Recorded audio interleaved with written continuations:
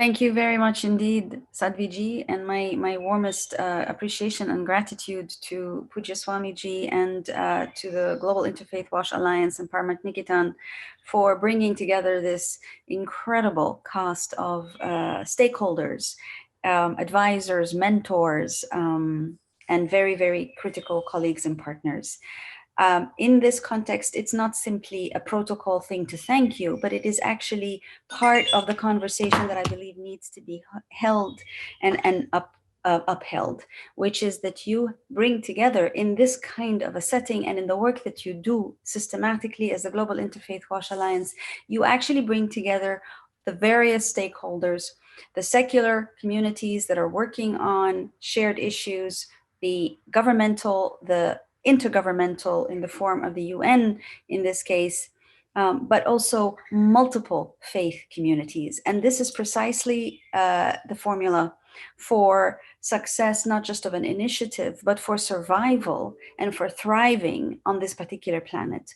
If each community was to do its absolute best, if the United Nations was to achieve its absolute best, if the government was to achieve its absolute best, if the Catholics as a whole were to achieve their absolute best, if every one of these mass entities were to do their best, it would still not be sufficient. What makes a difference is that we can work together, is that these various constituents can come and work together. And this is precisely the magic formula that we have to, as all the other speakers have noted, faith-based and non-faith-based, multilateral, governmental, non-governmental. Our task, the moral imperative that each one of us as individuals and institutions has is the imperative to work together. What COVID-19 has manifested is our collective vulnerability. No one is free and able to survive without the other. There's a collective vulnerability, therefore there is a quintessential interdependence between us as human beings. But COVID has, as others have mentioned on this particular day, what has to be upheld. Without our environment, we have no species to speak of, including ourselves. So therefore, there is a moral imperative to work together as institutions, as individuals, because we are part of the same planet, the loss of which would be the loss for all of us. It isn't a luxury, it isn't an afterthought, it's not something we're going to get to after we consider how we build our defense mechanisms and invest enormous amounts of money in our defense infrastructure. Actually, to save this planet and make it not just saved, but a thriving organism, in order to do so, we save ourselves as human beings. It's really quite as simple as that. It's not an option and it's not a luxury. It's an absolute imperative. And this has come out very clearly. What I have heard and learned from so many of you in the course of the last umpteen years is that we speak about the value and the strength of the faith communities.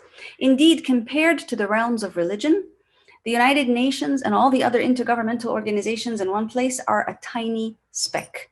I repeat, compared to the realms of religion, religious institutions, religious leaders, religious communities, religious NGOs, compared to the realm, this universe of religion, the intergovernmental and the governmental entities are a drop, are a tiny little speck on the map of our universe.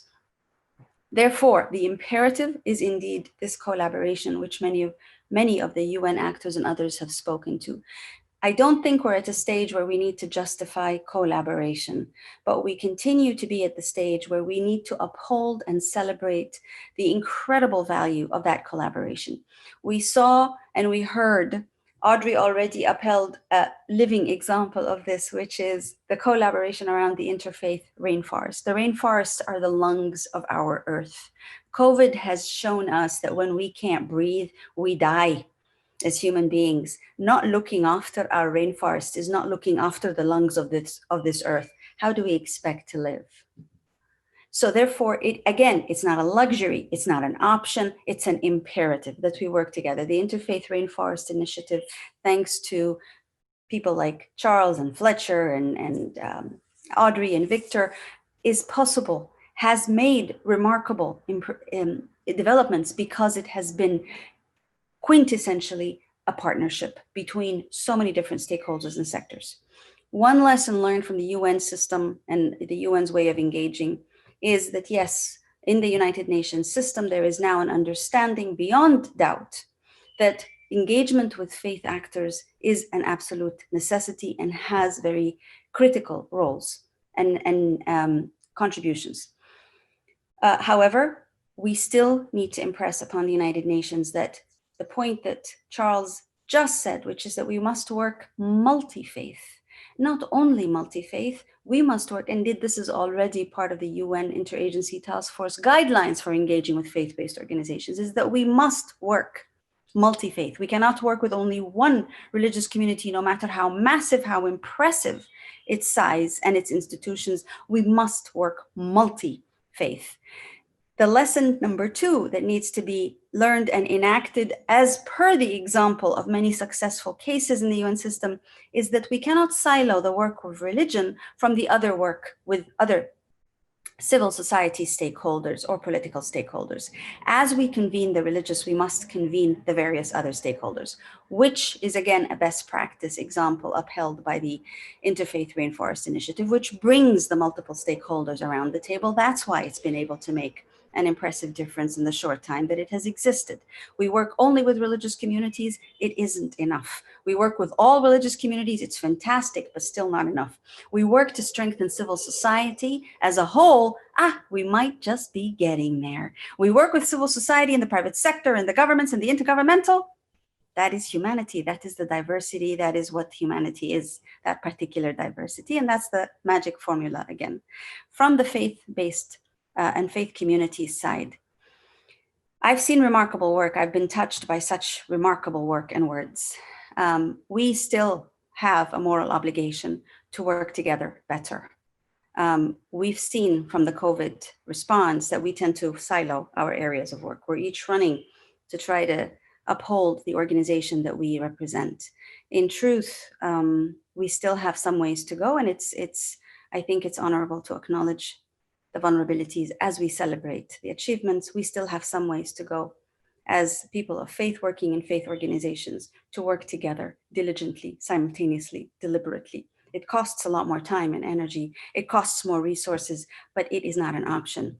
It is an absolute necessity. We must work together systematically for one another. If we do so, we will not need to call upon a specific area of engagement with the indigenous, because faith, the indigenous, is a community, is several communities of faith. If we were deliberate and diligent about working together, we would not need to make that call. We need to make that call because we're still siloed in our work in the faith communities. So it is important for us to take responsibility for the urgency of working diligently, systematically together at all times. There is no issue, there is absolutely no issue in our universe that is not dependent on one another. There is no reason whatsoever for us to work in our siloed organizational spaces. No matter how valuable and how intent and how noble our mission, there is no earthly reason not to work together as people of faith, as communities of faith. There is no earthly reason not to work together systematically with other civil society actors, with governments and intergovernmental organizations, with the private sector. There is no earthly reason not to work together. And that's the heart of the message that we need to learn now. We've heard from the science, we've heard from the governmental, we've heard the knowledge, and we've heard from the heart of all the religious leaders and the spiritual leaders who have spoken on this call. Please hear me. There is no earthly reason not to work together. It is hard work, but as the verse in the Quran that I quoted earlier says, "Inna ma'al usri yusra." With every hardship, there is an opening, there is grace, there is mercy. Mercy happens when there is hardship. So yes, let's embrace the hardship of this particular call to work together to save our common planet, because we will not exist without it.